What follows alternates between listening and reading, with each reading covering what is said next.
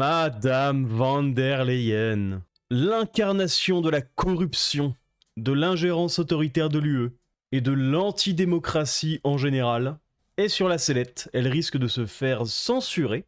Quoi de plus naturel pour une censure? On va parler de tout ça, mais avant, il fallait absolument que je parle de deux petites news. La première concerne notre adoré Monsieur Zuckman, qui hier dans l'après-midi a partagé cet article du Monde concernant le plaidoyer des 7 prix Nobel d'économie pour la taxe Zuckman. Et évidemment, il s'est bien gardé de dire que ce plaidoyer concerne cette taxe à l'échelle mondiale. Parce que comme chacun sait sur cette chaîne, à l'échelle nationale ça ne fonctionne pas. Et donc la seule réponse de Monsieur Zuckman au fait que ça ne marche pas, c'est pas de se dire « Ah bah en fait ma loi elle est un peu nulle », c'est de dire il faut que tout le monde l'adopte, le monde entier, comme ça bah ils peuvent plus fuir. Hein. Remarque c'est pas bête, mais pour que des pays comme l'Irlande, Singapour, la Suisse, les États-Unis adoptent cette loi, bon courage. Et la deuxième micro-news de la journée, avant de passer au plat principal, c'est que décidément, vraiment le libéralisme en France est une tannée. Le libéralisme qui coûte 211 milliards d'euros à l'État, oh non mais il y en a marre du libéralisme. Il y en a marre de l'ultra giga post-néolibéralisme, franchement. Mais bref, revenons non pas à nos moutons mais à nos loups, avec la véritable prédatrice qu'est Madame van der Leyen, qui, comme je le disais, risque de se faire censurer. Il y a quelques jours, une espèce de décret, j'ai plus le nom exact en tête, mais en tout cas, des députés européens devaient signer une espèce de pétition pour ensuite pouvoir lancer une motion de censure. Qu'est-ce qu'on aime la bureaucratie européenne? Et cette pétition a recueilli suffisamment de votes, entre guillemets, pour que cette motion de censure soit lancée. Mais pourquoi donc Madame van der Leyen risque-t-elle de se faire censurer? Eh bien, je vais laisser Madame Knafo, pour qui j'espérais une meilleure introduction sur cette chaîne. Mais en tout cas, bienvenue Sarah. Que se passe-t-il avec Madame van der Leyen?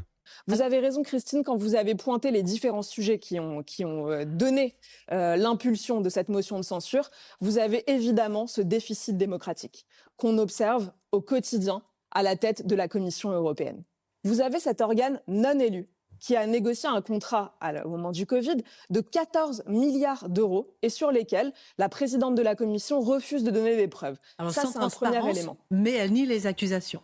Exactement. Sans transparence, donc elle nie les accusations, mais elle ne prouve pas que les accusations sont fausses. Là, on va faire une première pause ici. Pour ceux qui ne seraient pas au courant, Ursula est mariée à Eco van der Leyen. Eco van der Leyen travaille au laboratoire Orgenesis. Orgenesis est une entreprise qui collabore avec Pfizer-BioNTech.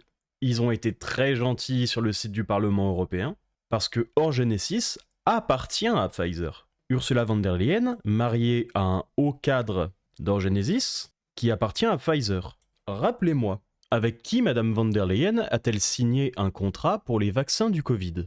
Et comme l'a rappelé Sarah Knafo, un contrat de 14 milliards d'euros. Comme dirait l'autre, la question est très vite répondue. Avec eux. Donc, on peut quand même se poser la question du conflit d'intérêts. Je dirais même qu'on doit se poser la question du conflit d'intérêts et de la corruption.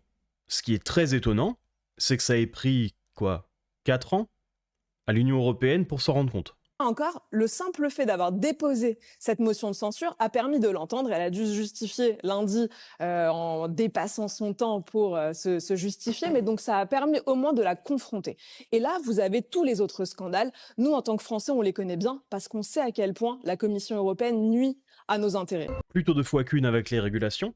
Mais pourquoi Madame von der Leyen a bégayé pendant son intervention? C'est que c'est absolument indéfendable. Non seulement il y a cette affaire de contrat, mais en plus ce contrat a été négocié par SMS, donc même pas par un système de communication sécurisé. Donc en plus d'être une vilaine corrompue, Madame von der Leyen est irresponsable.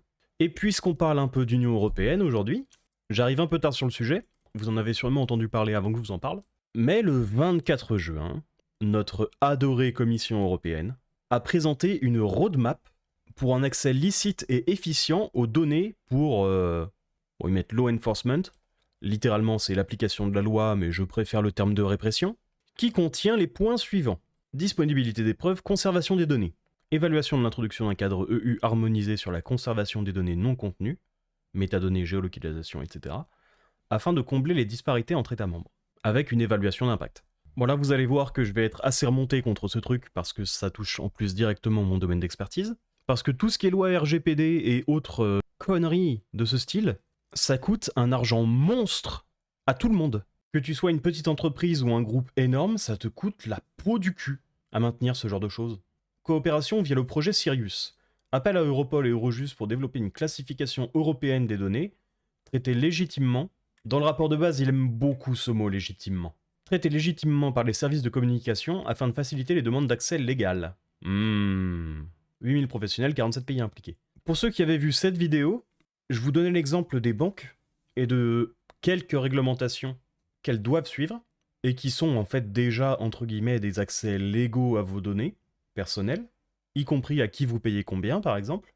Et donc le plan, c'est d'élargir encore plus ce genre de choses. Mais ça va, c'est légitime et c'est légal, donc on peut pas se plaindre. Petit 3, interception légale en temps réel. L'exemple de EncroChat 2020 démontre l'importance de l'interception en direct pour démanteler le crime organisé. Il a vraiment très très bon dos le crime organisé. Constat, 97% des communications passent désormais par des applications chiffrées, limitant l'efficacité des méthodes actuelles.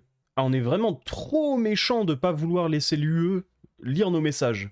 Il faut absolument de l'interception légale. Petit 4, renforcer les capacités en expertise technique et outils de criminalistique numérique. Avant Q2 2026, analyse des lacunes dans la recherche, le déploiement et le maintien d'outils de criminalistique commune.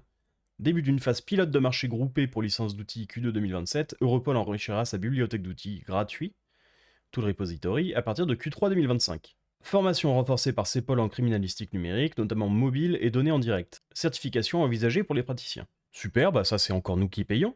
On paye pour que des gens soient mieux formés à nous surveiller, c'est quand même formidable. Sans compter que leurs fameux outils, faudra bien qu'ils soient compatibles avec ceux des entreprises. À votre avis, qui va payer ça aussi ? Soit directement les entreprises, soit c'est nous. Petit 5, renforcer le mandat technologique d'Europol. Le Conseil de juin 2024 a recommandé un mandat élargi pour Europol, création d'un groupe d'experts en encryption pour élaborer une feuille de route technologique, Q2 2026, à partir de 2030 soutenir la recherche en décryptage, notamment via l'intelligence artificielle et les clés post-quantiques ainsi que les achats groupés. Pour réguler l'intelligence artificielle, ils sont vraiment là, l'UE, mais quand il s'agit de nous surveiller, là, il n'y a aucun souci avec l'intelligence artificielle. Ils vendraient leurs parents pour nous surveiller. Petit 6, normalisation et interopérabilité. Collaboration avec le TSI pour combler les lacunes en matière d'interception légale, notamment dans la 5G. Déploiement d'un nouveau cadre de normalisation EU, intégrant cybersécurité, NIS2, un encadrement légal clair et gouvernance accessible. Comme je vous dis, je bosse là-dedans, c'est jamais clair. Et même si c'était clair, il y a environ 10 milliards de normes à côté dont il faut se rappeler, donc c'est voué à être incompréhensible. Petit 7, usage de l'intelligence artificielle. Face à l'ampleur des données, l'IA est essentielle pour filtrage, corrélation, décryption et suivi de crypto-monnaie. Bah ça voilà, hein. Ça hurle au gaspillage quand des gens s'amusent à faire des images version Ghibli. Oh non, ça consomme beaucoup trop d'eau. Ça régule comme pas possible. Mais là, alors dès que ça sert leur intérêt, l'IA c'est formidable. Entre 2025 et 2028, investissement dans les AI Factories, Sandbox IA, selon la loi AI Act. Accompagnement via Digital Europe, Horizon Europe et le Fonds sécuritaire interne. Investissement avec notre argent. Standardisation des formats de données, ligne directrice conforme au cadre juridique et RGPD. Ah bah voilà, on se demandait où il était passé lui. Ça en fait des moyens pour intercepter des gifs de chats mignons. Je crois que vous avez compris, mais je suis pas le plus grand fan de cette invasion de ma vie privée. Là c'est même pas par l'État, c'est par une entité étrangère. Sincèrement, la Russie proposerait de faire la même chose. La Commission européenne serait en panique. Mais s'il faut retenir deux choses de cette mesure, ce sont les deux grands risques, avec une probabilité bien trop élevée à mon goût que ça arrive, que cette mesure tueuse de liberté peut avoir. Le premier risque, c'est la disparition de l'anonymat en ligne, notamment avec la centralisation et ou le croisement des données. Ça couplé avec des algorithmes de décryptage, ça sera beaucoup plus facile de vous identifier. Et la dissuasion d'utilisation des VPN et de messagerie chiffrée, parce que c'est un peu flou si ça sera légal ou non. Donc pour ceux qui sont moins informés, peut-être ne prendront pas le risque. Et le deuxième, qui n'est même pas un risque, c'est juste un fait avéré, ce sera évidemment une atteinte à la vie privée. Parce que la conservation des métadonnées, ça voudra dire que même sans le contenu des messages, l'UE sera en mesure d'analyser vos comportements. Et pour l'instant, en tout cas, il n'y a pas de ciblage clair. Donc s'ils veulent avoir votre historique internet, ils peuvent se servir. Ça serait un peu prétentieux de me qualifier moi-même de lanceur d'alerte, déjà vu la portée à laquelle je peux lancer des alertes, mais aussi parce que je suis un peu tard sur le sujet. Mais en tout cas, je vous alerte sur ce qui me semble être une dérive autoritaire assez évidente. Si la vidéo t'a plu, n'hésite pas à t'abonner, à regarder une autre vidéo, à faire un petit passage sur la chaîne principale, à liker et à commenter.